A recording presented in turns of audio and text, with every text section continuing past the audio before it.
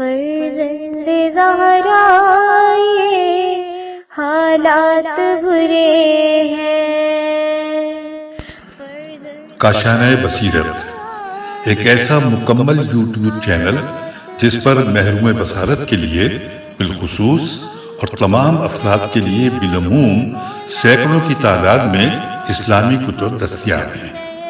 لہذا گزارش ہے کہ آپ اپنی ذمہ داری نبھاتے ہوئے کاشانۂ بصیرت کو سبسکرائب کرنے کے ساتھ ساتھ بیل آئیکن کو پریس کیجیے تاکہ آپ علم کے حصول کے ساتھ ساتھ مذہب اہل بیت کی اشاعت میں بھی اہم کردار ادا کرتے رہیں۔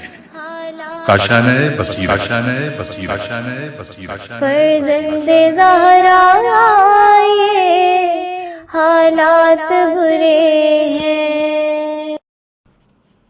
اعوذ باللہ من الشیطان اللعین الرجیم، بسم اللہ الرحمن الرحیم۔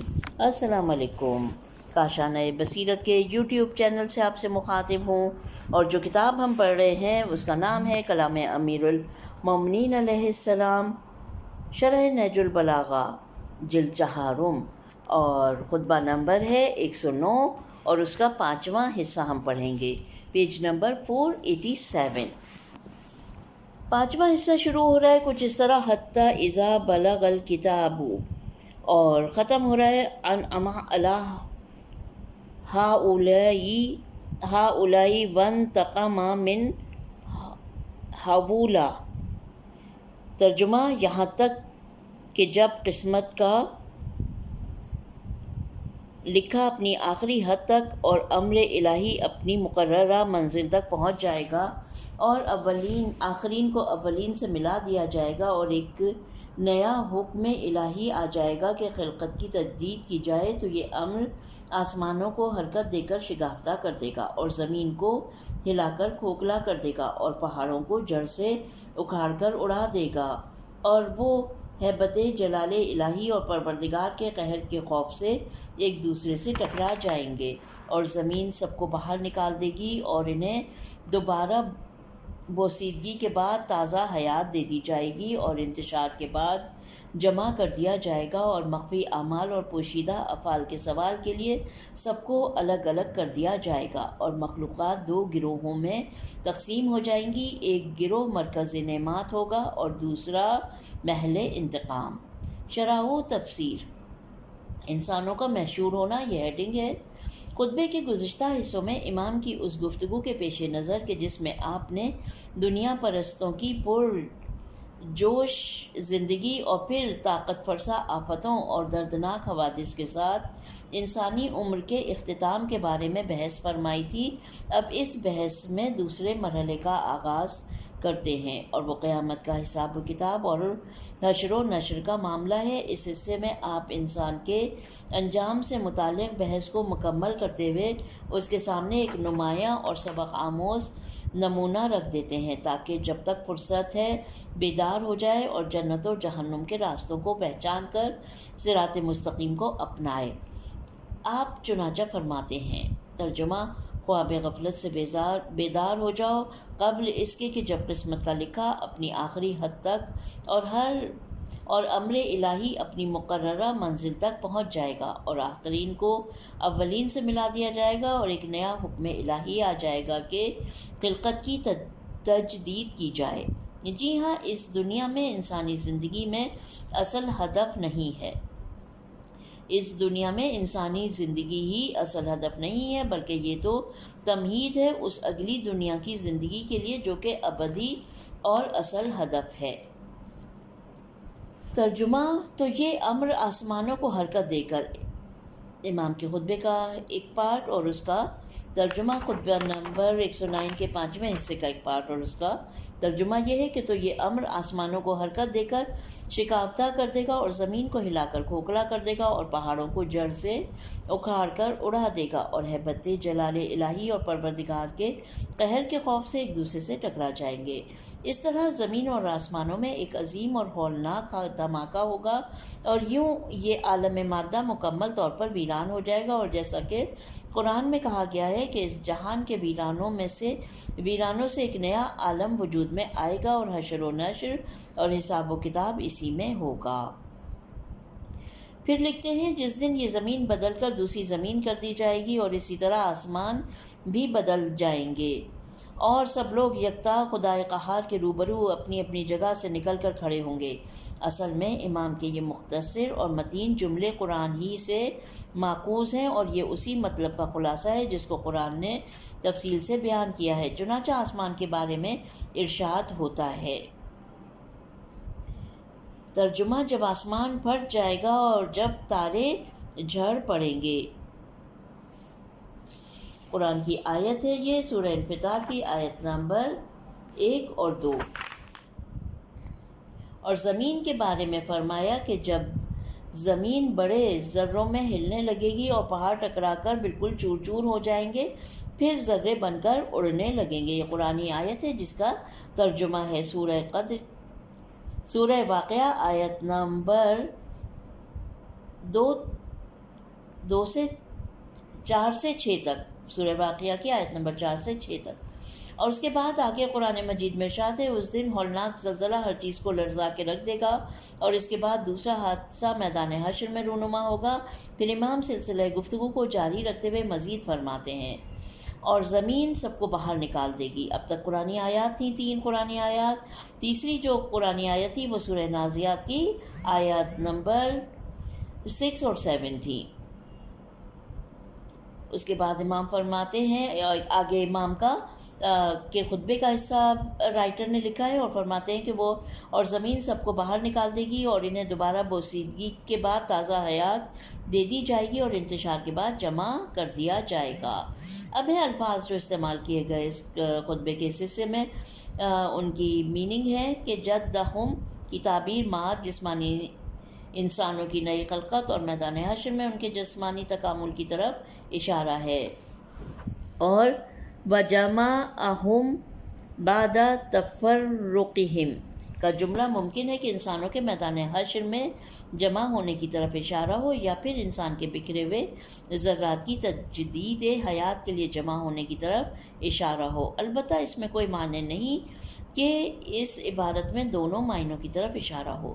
پھر امام مزید فرماتے ہیں، پھر انہیں مخفی افعال اور اعمال کے بارے میں سوال و جواب کے لیے جدا جدا کر دیا جائے گا اور 2 گروہوں میں تقسیم کر دیے جائیں گے۔ ایک گروہ کو نعمات سے نوازا جائے گا اور دوسرے سے انتقام لیا جائے گا۔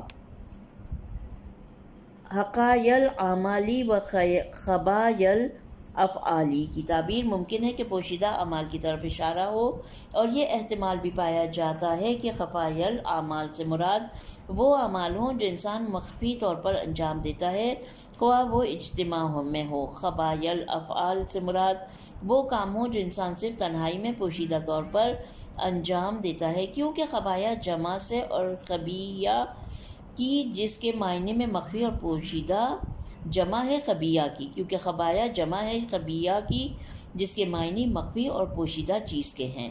بہرحال ہمارا کوئی بھی عمل اور فعل خدا سے پوشیدہ نہیں ہے، کیونکہ وہ ہر جگہ موجود ہے اور تمام عالم اس کے سامنے ہتھیلی کی مانند ہے۔ یہاں پر خطبہ نمبر 109 کا 5واں حصہ ختم ہو جاتا ہے اور 6واں حصہ شروع ہوتا ہے۔ پیج نمبر ہے 491۔ آئیے دیکھتے ہیں کہ 6 حصے میں امام نے کیا فرمایا۔ 6واں حصہ شروع ہوتا ہے کچھ اس طرح، فَأَمَّا أَهْلُ الطَّاعَةِ، اور ختم ہو رہا ہے اجلا لقومی فیقظا۔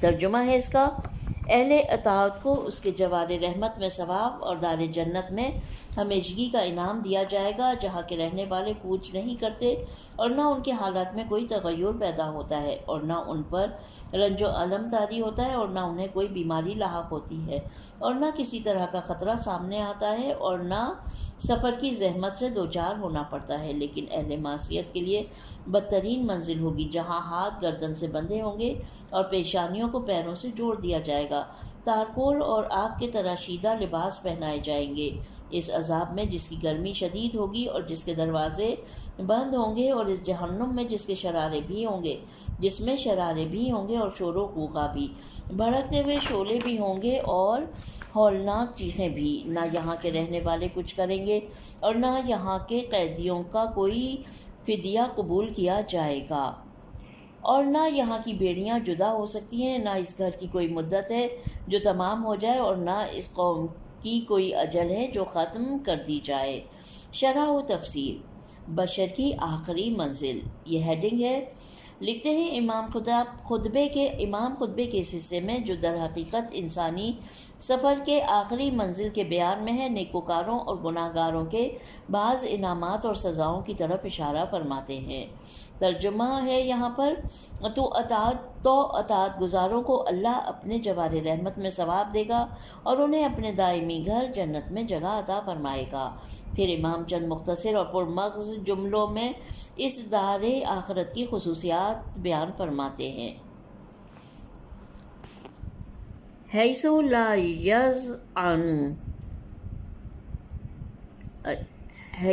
یضعن النزال ولا تغیر بہم الحال، جہاں کے رہنے والے کوچ نہیں کرتے اور نہ ان کے حالات میں کوئی تغیر پیدا ہوتا ہے۔ اس کے بعد فرماتے ہیں: اور نہ ان پر رنج و الم طاری ہوتا ہے، نہ انہیں کوئی بیماری لاحق ہوتی ہے، اور نہ کسی طرح کا خطرہ سامنے آتا ہے، اور نہ سفر کی زحمت سے دوچار ہونا پڑتا ہے۔ وہاں ان حوادث اور بیماریوں کا نام و نشان بھی نہ ہوگا جو انہیں دنیا میں پیش آتے اور انسانی فکر اور زندگی کے آرام و سکون کو برباد کرتے تھے۔ وہاں انسان ہمیشہ آسودہ خیال ہوگا، اس کی زندگی خوشیوں سے مملو ہوگی، نہ اسے کوئی خطرہ لاحق ہوگا، نہ بیماری کا غم، نہ سیلاب، زلزلہ اور خشک سالی جیسے قدرتی آفات کا خدشہ ہوگا، اور نہ بد امنی اور جنگوں جیسے اجتماعی پریشان کن حالات کا سامنا کرنا پڑے گا۔ لا یضعن النزال اور لا تشخصهم الاسفار کے درمیان فرق ممکن ہے کہ اس حوالے سے ہو کہ پہلا جملہ ان سفروں کی طرف اشارہ ہو جو بعض اوقات انسان کو دنیا میں مجبوراً کرنے پڑتے ہیں، جسے ترک وطن کہتے ہیں، اور دوسرا جملہ ان سفروں کی جانب اشارہ ہو کہ انسان اپنی زندگی کی ضروریات کی حصول کے لیے مجبوراً ان کی سختیوں کو برداشت کرتا ہے۔ آخرت کی زندگی میں ان میں سے کوئی سا بھی نہیں ہے۔ جی ہاں، دنیاوی زندگی جس قدر بھی پرتعیش ہو، چونکہ وہ ہمیشہ آفات کی زد میں ہوتی ہے، لہٰذا لذت بخش نہیں، لیکن آخرت کی جاویدانی زندگی ہر قسم کی پریشان کن صورتحال سے عاری ہونے کے سبب بہت شیریں اور لذت بخش ہے۔ ممکن ہے کہ یہاں کچھ لوگ یہ سوال کریں کہ ہم اس دنیا کی قدر و قیمت کو ان لمحوں کی وجہ سے سمجھ لیتے ہیں جو ہمارے ہاتھ سے چلے جاتے ہیں۔ جب تک رات کی تاریکی نہ ہوگی، دن اور سورج کی روشنی کی قدر و قیمت نہیں جان سکتے۔ جب تک بیماری نہ آئے، سلامتی کی قدر معلوم نہیں ہوتی۔ تو کیا ان مذکور عوارض اور حوادث کا نہ ہونا اس بات کا سبب نہیں بنتا کہ انسان اس جہاں میں نعمتوں کی لذت کو نہ سمجھ پائے؟ اس سوال کے جواب کے لیے دو نقطوں کی طرف توجہ ضروری ہے۔ پہلی یہ کہ سرائے آخرت کی نعمتیں تغیر و تحول کی حالت میں ہوتی ہیں، یعنی نعمتیں ہمیشہ اپنی جگہ بدلتی رہتی ہیں۔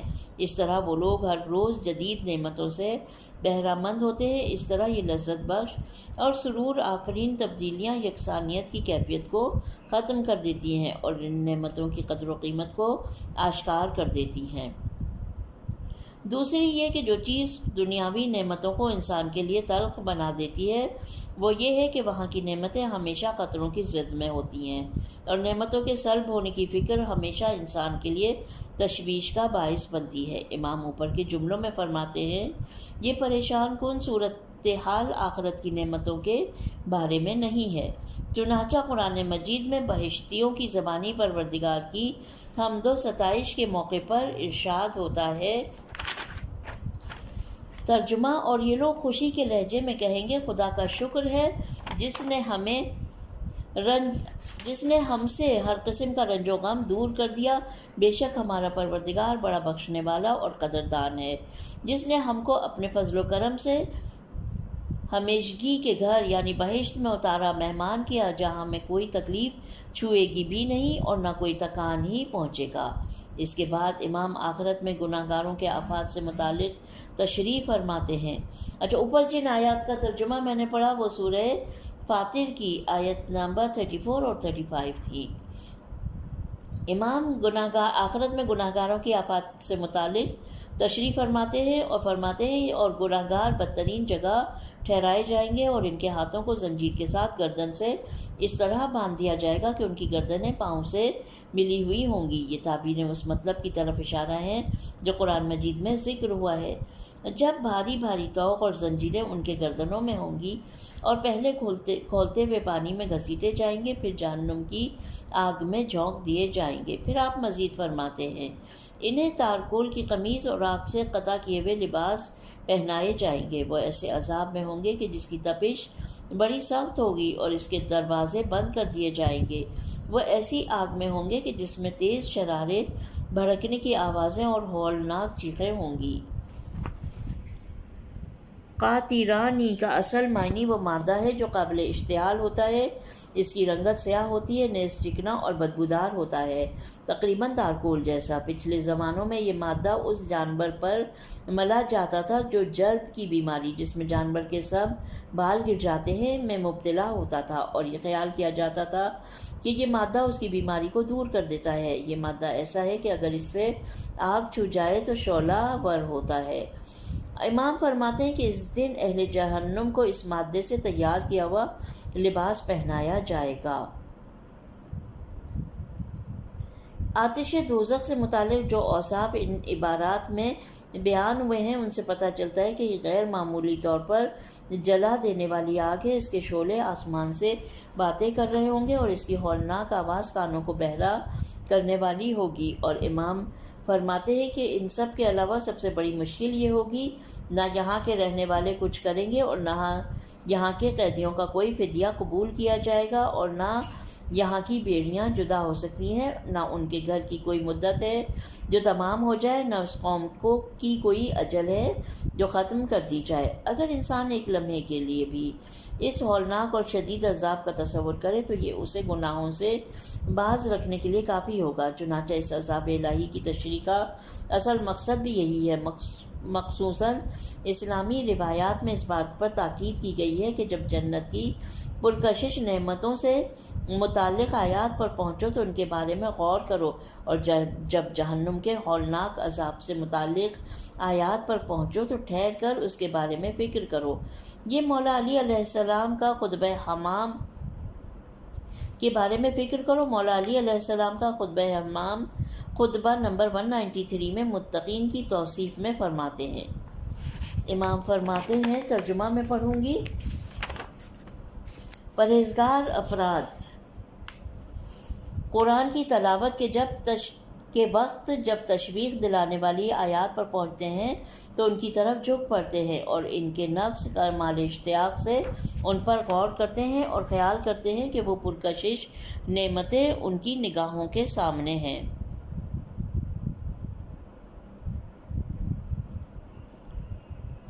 اور ان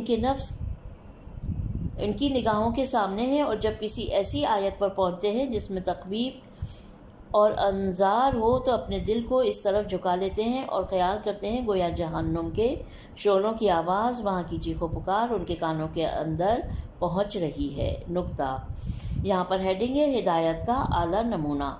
خطبے کے آغاز سے یہاں تک امام نے جو انتہائی ججی تلی، منطقی اور مؤثر گفتگو فرمائی ہے وہ واقعی انسانوں کی نجات کے لیے نسخہ ہے۔ پہلے آپ بحث کو خداوند متعال کے اوصاف جمال و جلال، اس کی عظیم قدرت اور ہر چیز من جملہ بندوں کے اعمال سے متعلق اس کے علم اور عالم ہستی کی عظمت سے شروع کرتے ہیں تاکہ معرفت اور ایمان کی سطح کو بلند کر دیں اور قبول حق کے لیے راہ ہموار کریں۔ اس کے بعد اصناف ملائکہ کی خلقت، ان کی عبادت کے بارے میں گفتگو فرماتے ہیں تاکہ اس بات کی نشاندہی کریں کہ ان کے مقابلے میں انسانوں کی عبادت ناچیز ہے۔ پھر خلقت بشر اور خدا کی عظیم نعمتوں سے متعلق بحث شروع کرتے ہوئے دنیا پرستوں کی شدید مذمت کرتے ہیں اور انہیں دنیا کی زوال پذیر نعمتوں سے دل لگانے سے خبردار کرتے ہیں۔ آخر میں اختتام زندگی، سکرات موت اور نزا کے وقت گناہ گاروں کی شدید ندامت سے متعلق خبر دیتے ہیں اور ان امور سے متعلق مناظر کو انسان کے ذہنوں میں اس طرح مجسم کرتے ہیں جو خواب غفلت میں پڑی ہوئی ارواح کو جھنجھوڑ دیتے ہیں۔ بالآخر امام قیامت میں نیکوکاروں کے عظیم اور پرکشش انعامات اور گناہگاروں کی سخت اور دردناک سزاؤں سے پردہ اٹھاتے ہیں تاکہ ہر کوئی اپنے اعمال کا محاسبہ کرے۔ جی ہاں، یہ اس عظیم روحانی طبیب کی طرف سے اپنے پیچیدہ بیماروں کے لیے ایک شفا بخش نسخہ ہے۔ اگر اس پر عمل کیا جائے تو ان کی سلامتی قطعی اور یقینی ہے۔ یہاں پر خطبہ نمبر 109 کا چھٹا حصہ ختم ہو جاتا ہے۔ پیج نمبر ہے 497 اور اسی پیج پر 7واں حصہ شروع ہوتا ہے، 7واں اور آخری حصہ خطبہ نمبر 109 کا۔ آئیے کہ اس حصے کو شروع کرتے ہیں اور دیکھتے ہیں کہ امام اس حصے میں کیا فرما رہے ہیں۔ یہاں پر 7ویں حصے کی ہیڈنگ ہے اور اس کے بعد نیچے لکھا ہوا ہے کہ خطبے کے اس حصے میں پیغمبر اکرم صلی اللہ علیہ وسلم کے بارے میں گفتگو فرماتے ہیں۔ خطبہ اس طرح سے شروع ہو رہا ہے: قد حقرت دنیا، اور ختم ہو رہا ہے وخوفا من النار محذرا۔ ترجمہ: آپ نے اس دنیا کو ہمیشہ صغیر اور حقیر اور ذلیل و پست تصور کیا ہے اور یہ سمجھا ہے کہ پروردگار نے اس دنیا کو آپ سے الگ رکھا ہے اور دوسروں کے لیے فرش کر دیا ہے، تو یہ آپ کی عزت اور دنیا کی حقارت ہی کی بنیاد پر ہے۔ لہٰذا آپ نے اس سے قلبی طور پر کنارہ کشی اختیار کی اور اس کی یاد کو دل سے بالکل نکال دیا اور یہ چاہا کہ اس کی زینتیں نگاہوں سے اوجھل رہیں تاکہ نہ عمدہ لباس زیبدن فرمائیں اور نہ کسی خاص مقام کی امید کریں۔ آپ نے پروردگار کے پیغام کو پہنچانے میں سارے عذر تمام کر دیے اور امت کو عذاب الہی سے ڈراتے ہوئے نصیحت فرمائی، جنت کی بشارت سنا کر اس کی طرف دعوت دی اور جہنم سے بچنے کی تلقین کر کے اس کا خوف پیدا کر دیا۔ شرح و تفسیر۔ یہاں پر شرح و تفسیر میں ہیڈنگ ہے: پیغمبر اکرم صلی اللہ علیہ وسلم کا زہد۔ خطبے کے اس حصے میں امام نے پیغمبر اکرم صلی اللہ علیہ وسلم کی برجستہ صفات اور آپ کی دنیا کی رنگینیوں سے بے رخی سے متعلق بیان فرمایا ہے تاکہ یہ اس سے پہلے والی بحثوں کے لیے ایک کامل نمونہ ہو اور لوگوں کو معلوم ہو جائے کہ کیسے ایک انسان ایمان اور آگاہی اور عمل صالح کے پرتو میں دنیا پرستی کے خطرات سے محفوظ رہ سکتا ہے۔ آپ فرماتے ہیں: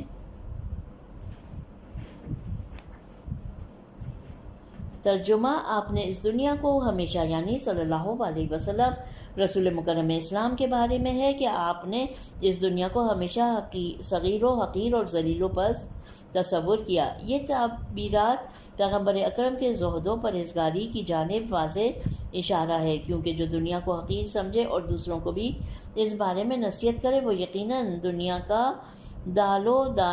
دل دادا نہ ہوگا، کیونکہ ایک حقیر اور بے قیمت چیز کی اتنی وقت نہیں ہوتی کہ وہ اس کی عقل کو سلب کرے اور اس کے دل کو اپنی طرف مائل کر لے۔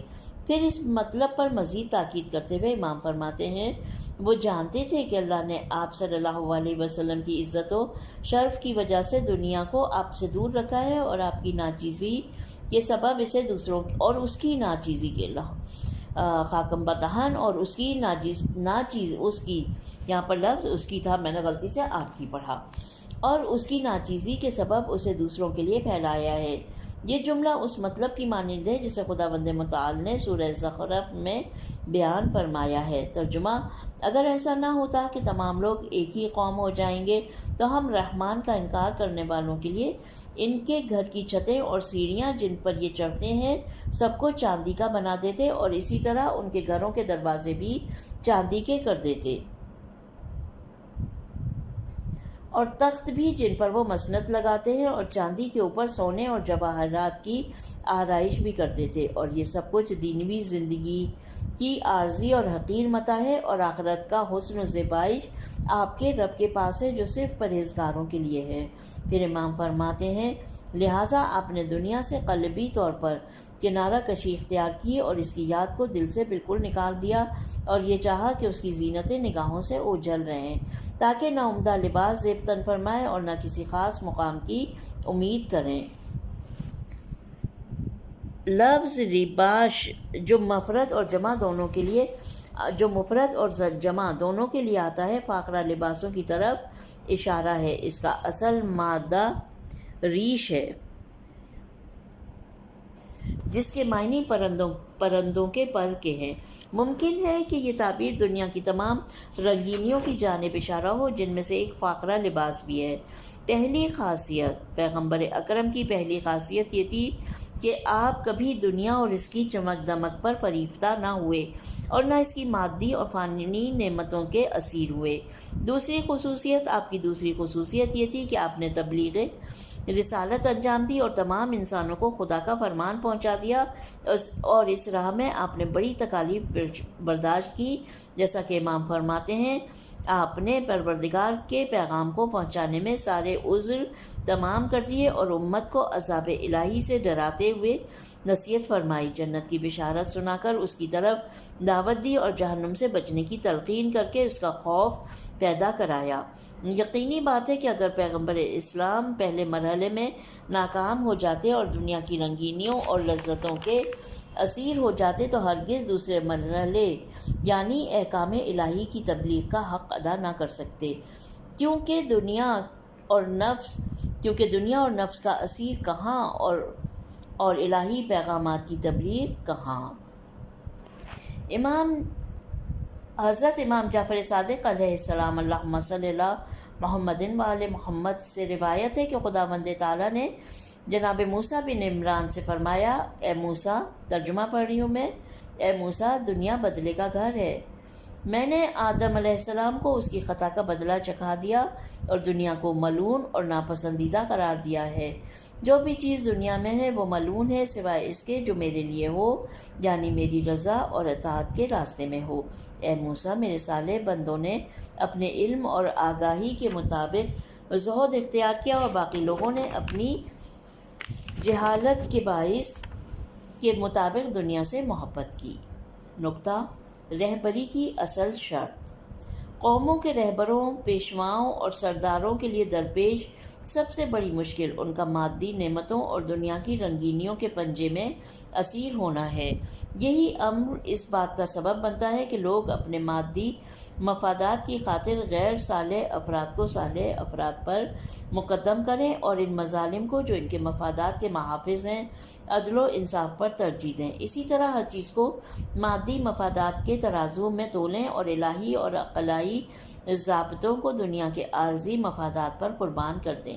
اسی لیے امام خطبے کے اس حصے میں پیغمبر اکرم کے بارے میں جو اہم ترین نقطہ ذکر فرماتے ہیں وہ آپ کی نظر میں دنیا کی حقارت اور ناچیزی ہے، وہ ناچیزی جو اس بات کا سبب بنی کہ آپ دنیا کی تمام رنگینیوں سے بے رخی برتیں اور اس کی یاد کو اپنے ذہن کے صفحے سے مٹا ڈالیں۔ قرآن مجید نے بار بار عظیم انبیاء علیہ السلام اور خصوصاً پیغمبر اکرم کے بارے میں فرمایا ہے۔ انہوں نے واضح طور پر لوگوں سے کہا کہ ہم تم سے کسی بھی قسم کا اجر اور صلہ نہیں مانگتے۔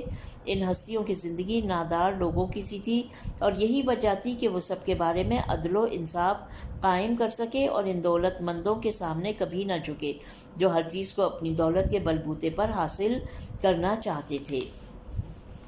وسیع، خوشحال اور پرتکلف زندگی کے لیے کثیر دولت کی ضرورت ہوتی ہے، اور اتنی دولت تو امیروں اور صاحبان مقام و منصب کی حمایت اور ان کے ساتھ گٹھ جوڑ کے ذریعے ہی حاصل ہو سکتی ہے۔ پھر ہم جانتے ہیں کہ یہ طریقہ حق و عدالت یا بالفاظ دیگر پاک و صالح نظام کا واقعی دشمن ہے۔ ہم اس بحث کو پیغمبر اکرم کے زہد و تقویٰ سے متعلق ایک حدیث کے ساتھ اختتام تک پہنچاتے ہیں۔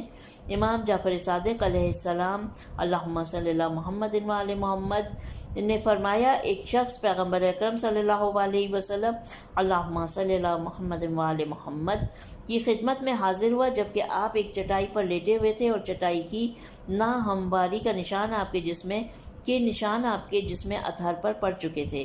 آپ کے پاس ایک تکیہ تھا جس میں درخت خرما کی چھال بھری ہوئی تھی اور اس کا نشان بھی آپ کے رخ انور پر نمایاں تھا۔ اس شخص نے ازروع محبت اپنا ہاتھ آپ کے جسم مبارک پر پھیرا اور کہا، قیصر و کسریٰ ہرگز اس کام پر راضی نہ ہوں گے، کیونکہ وہ ریشم و مخمل کے نرم بستروں پر سویا کرتے ہیں اور آپ اس چٹائی پر سوتے ہیں۔ اس پر آپ نے فرمایا، خدا کی قسم میں ان سے بہتر ہوں اور خدا کے نزدیک اس سادہ زندگی کے سبب زیادہ محترم ہوں، مجھے دنیا سے کیا سروکار۔ پھر آپ نے فرمایا، ترجمہ، دنیا کی مثال اس سوار کی طرح ہے جو دوران سفر ایک سایہ دار درخت کے پاس پہنچتا ہے اور اس کے نیچے سستانے بیٹھتا ہے، پھر جب سایہ اس کے اوپر سے ہٹ جاتا ہے تو اسے چھوڑ کر چلا جاتا ہے۔ یہاں پر خطبہ نمبر 109 کا 7واں حصہ ختم ہو جاتا ہے۔ اچھا، میں نے جب 7واں حصہ شروع کیا تھا تو میرے ذہن میں یہ تھا کہ 7واں حصہ اس خطبے کا آخری حصہ ہے، جبکہ ایسا نہیں تھا۔ یہاں پر 7واں حصہ ختم ہوتا ہے اور 8واں حصہ شروع ہوتا ہے، اور 8واں حصہ خطبہ نمبر 109 کا آخری حصہ ہے۔ آئیے کہ 8ویں حصے کو شروع کرتے ہیں۔ پیج نمبر ہے 501۔ 8واں حصہ اس طرح شروع ہوتا ہے کہ امام فرماتے ہیں، نحنو شجرۃ النبوہ، اور پھر ختم ہوتا ہے ینتظرس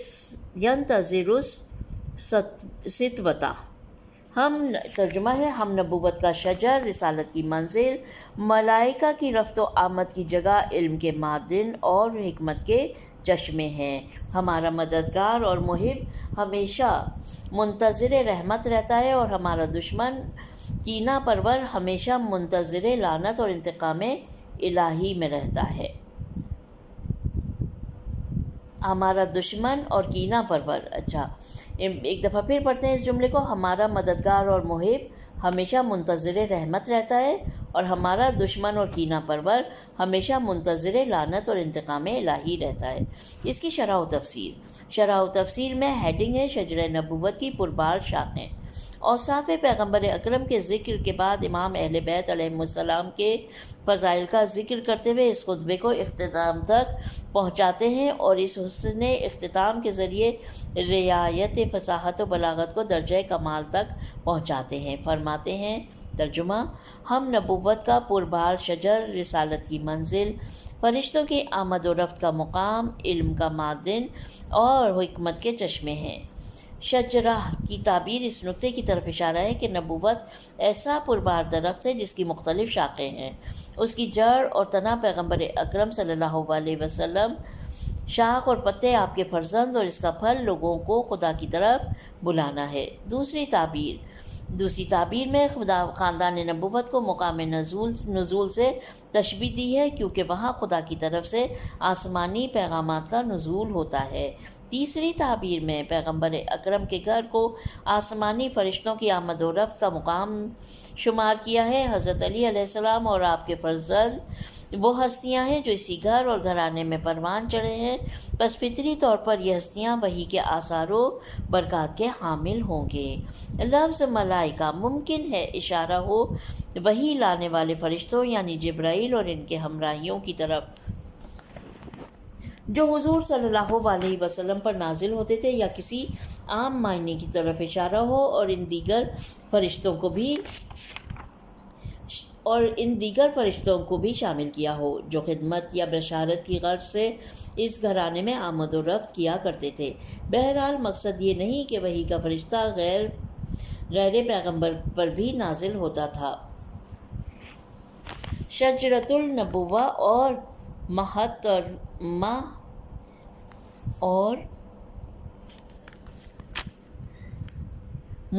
الرسالہ کا فرق اس جہت سے ہے کہ پیغمبر اکرم دو منصوبوں کے حامل تھے، منصب نبوت یعنی اللہ کی طرف سے خبر دینا، اور دوسرا مقام رسالت یعنی دین کی تبلیغ کرنا، یا پھر دوسری تعبیر کے مطابق نبی کا کام احکام پہنچانا ہے، اور رسالت معمولاً امامت و رہبری اور نفاذ کے ساتھ ہوتی ہے۔ معدن علم سے مراد یہ ہے کہ ائمہ معصومین علیہم السلام علوم پیغمبر صلی اللہ علیہ وسلم کے وارث اور کتاب و سنت کے محافظ ہیں، اور اس آیہ شریفہ کہ جس میں یہ کہا گیا ترجمہ سننے والے کان ان پیغامات کو حفظ کرتے ہیں کہ شان نزول میں اہل سنت کے بہت سے منابع میں منقول روایات میں آیا ہے کہ پیغمبر اکرم صلی اللہ علیہ وسلم نے فرمایا، میں نے اللہ تعالیٰ سے دعا کی ہے کہ یہ سننے والے کان علی علیہ السلام کے کانوں کو قرار دے۔ اس کے بعد حضرت علی علیہ السلام نے فرمایا، اس کے بعد میں نے پیغمبر اکرم صلی اللہ علیہ وسلم سے جو بھی بات سنی وہ بھولا نہیں۔ حدیث ہے، اب حدیث پیغمبر ہے جو کہ بہت مشہور حدیث ہے اور ہم سنتے ہیں، اور کاش کہ ہم اس کو سمجھیں اور سمجھنے کے بعد عمل پیرا بھی ہوں کہ ہماری دلوں میں مولا کائنات کی محبت تو ہے، لیکن اس مرتبے کو ہم مولا کائنات کے سمجھ نہیں سکے ہیں اور بہت محدود کر دیا ہے، اور ہم نے یہ نہیں سمجھا ہے کہ مولا کائنات کس انداز میں، کس کیفیت میں قرآن سے ملحق ہیں اور رسول مکرم کی ذات کو کتنی گہرائی میں جانتے ہیں اور عمل پیرا ہوتے ہیں خدا بند عالم کے احکامات پر۔ تو حدیث کیا ہے؟ وہ مشہور و معروف حدیث، علی مع القرآن والقرآن مع علی، علی ہمیشہ قرآن کے ساتھ ہے اور قرآن علی کے ساتھ۔ نیز یہ حدیث انا مدینۃ العلم وعلی بابھا، میں علم کا شہر ہوں، علی اس کا دروازہ ہے، ان مشہور و معروف احادیث میں سے ہیں جو شیعہ سنی کتب میں نقل ہوئی ہیں، اور یہ سب اس بات پر گواہ ہیں کہ یہ خاندان علم و حکمت کا سر چشمہ ہے۔ معدن اور منابع میں اس جہت سے فرق ہے کہ معدن وہ چیز ہے جو عام طور پر لوگ اس کو تلاش کرتے ہیں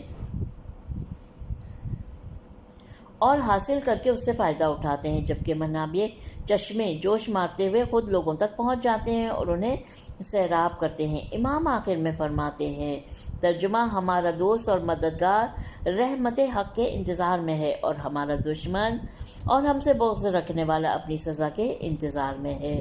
اس کلام کا یہ مطلب نہیں کہ وہ واقعی اس طرح کے انتظار میں ہے، بلکہ مطلب یہ ہے کہ انہیں دنیا اور آخرت میں اپنے برے انجام کا منتظر رہنا چاہیے۔ در حقیقت یہ ایک طرح سے دنیا اور آخرت میں عذاب الہی کی دھمکی ہے۔ یہاں پر پیج نمبر 504 پر خطبہ نمبر 109 جو کہ سیکنڈ لاسٹ خطبہ نمبر 109 جی بالکل ختم ہو جاتا ہے، اور یہ سیکنڈ لاسٹ خطبہ تھا اس جلد کا، جلد 4 کا۔ پروردگار عالم سے دعا ہے کہ وہ ہماری اس کوشش کو اور اس کاوش کو کہ ہم بہت خلوص کے ساتھ اس کتاب کو پڑھنے کی، سمجھنے کی کوشش کر رہے ہیں، اور جہاں جہاں کوتاہیاں ہیں یقیناً کہ خدا بند عالم ان کوتاہیوں کو معاف فرمائے گا۔ ربنا تقبل منا انک انت السمیع العلیم۔ اپنا بہت خیال رکھیے، اور جلدی ہم خطبہ نمبر 110 اور اس والیوم کا، اس جلد 4 کا آخری خطبہ ہے کہ جو ہم پڑھیں گے انشاءاللہ۔ خدا